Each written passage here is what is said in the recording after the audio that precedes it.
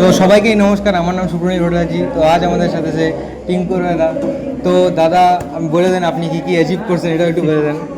আমি 2022 সালে mister universe gold medal মারছি, আর তারপরে 2023-এ এনপিসি বেঙ্গল, তারপর বিগ ফিট খেলছি, ওখানে আমার 5th প্লেস আসছিল। তারপর থেকে বন্ধ আছে, এখন কম্পিটিশান আরও কিছুদিন পরে খেলবো। তো দাদার ফিজিক তো সবাই দেখতে পাচ্ছে, দাদা একবার বাইসেপসটা সবাইকে দেখা দাও আমাদের এদের।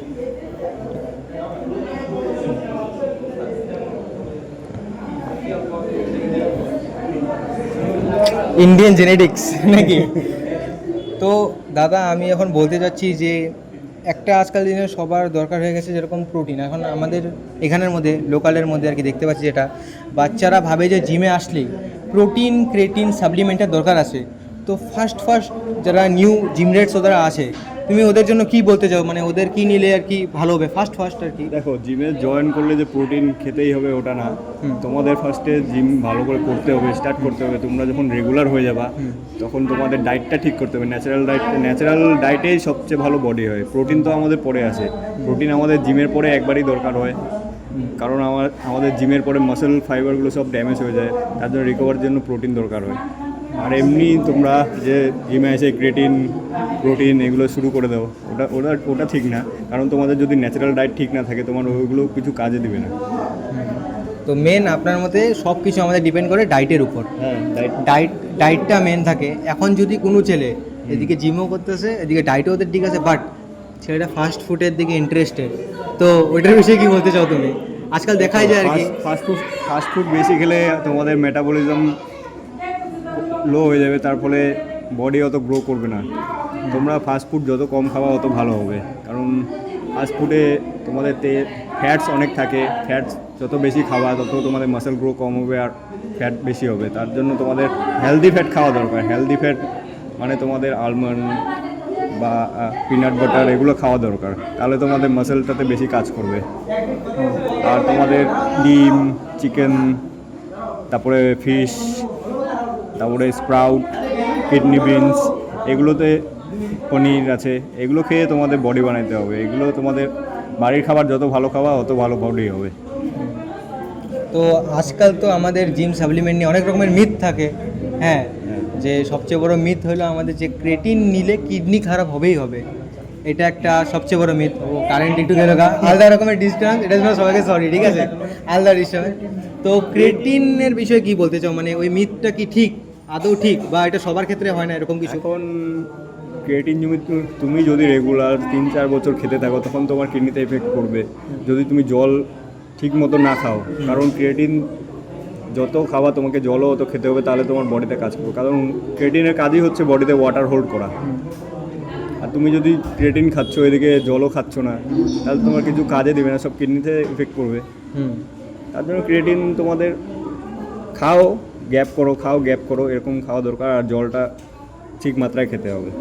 তুমি ক্রেটিনটা একটা মানে ন্যাচারাল বডি বিল্ডারকে, মানে ভাবো আমাদের মতন 18 ইয়ারের কম আজকাল তো চলছে, তো কোন এজে তুমি ক্রেটিনটা রেকমেন্ড করবে মানে ভালো হবে? রেকমেন্ড করবো আমি তো 17 প্লাসে রেকমেন্ড করবো বেশি। 17 প্লাস। বাট আমি মানে শুনছি যেটা বলতেছিল কি ওয়েট ক্যাটাগরি, শরীরের ওয়েটের উপরও এগুলো ডিপেন্ড করে। যে একটা ছেলে যদি মানে মোটামুটি ও যদি 18 প্লাস হয়, বাট ওর বডি ওয়েট 50 থেকে কম আর কি, শরীরটা কমজোর, তো ওর এগুলো নেওয়া উচিত হয় না। দেখো, ক্রিয়েটিন খাইলে যে বডি হবে ওটা না তো। তুমি যদি বাড়ির খাবার ঠিক মতো খাও, হেলদি ফ্যাটস, প্রোটিন, তোমাদের বডি ওয়েটের যতটা তোমার বডির অতটা প্রোটিন, কার্বোহাইড্রেট ঠিক মতো তোমার ওয়েট গেইন এমনি করবে। তোমাকে এরকম না যে ক্রিয়েটিন নিলেই ওয়েট গেইন করবে, বুঝলা?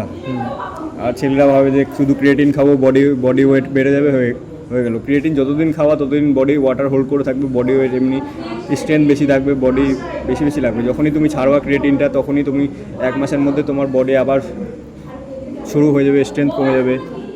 তুমি যদি ওটাই ন্যাচারাল খাবারের দিকে ধ্যান দাও, তোমার বয়স কম, ন্যাচারালের দিকে ধ্যান দাও, কারণ তোমাদের বয়স কম, যখন তোমাদের টেস্টোস্টেরন বেশি থাকে তখন তোমাদের বডিতে বেশি কাজ করবে।